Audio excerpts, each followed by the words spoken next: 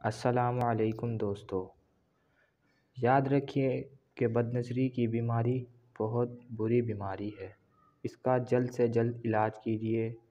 یہ روح کی ایک ایسی بیماری ہے کہ بہت ساری نیکیوں کو بھی ضائع کر دیتی ہے۔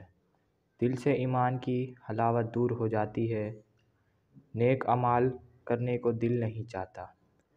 اس سے اپنے آپ کو بچانے کے لیے میں آپ کو ایک عمل بتانے جا رہا ہوں۔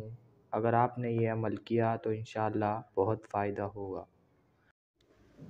اور آپ اپنی نگاہ کو نیچے رکھ کر چلنے کی کوشش کیا کریں تاکہ کسی نامحرم پر نگاہ نہ پڑ سکے۔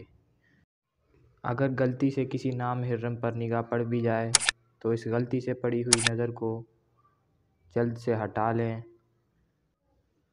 اور نہ اس کے چہرے اور وجود کا تصور ذہن میں دوبارہ لائیں، کیونکہ بعض بزرگوں نے تنبیہ فرمائی ہے کہ بعض لوگ نگاہ چشمی کی حفاظت کر بھی لیں تب بھی نگاہ قلبی کے مرض میں مبتلا رہتے ہیں، یعنی دیکھے ہوئے منظر کے تصور سے لذت لیتے ہیں یا خیالات پکاتے ہیں۔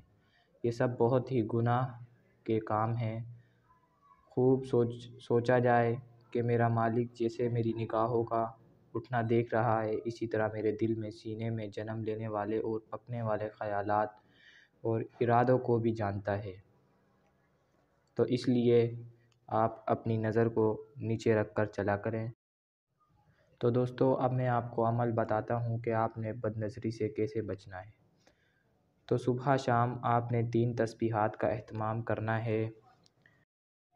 تو آپ نے سب سے پہلے تیسرا کلمہ 100 مرتبہ پڑھنا ہے صبح شام، اور پھر آپ کوئی بھی درود 100 مرتبہ صبح شام پڑھ سکتے ہیں، اور ایسے ہی 100 مرتبہ استغفار صبح شام کرنا ہے۔ اس کے بعد آپ نے ہر نماز میں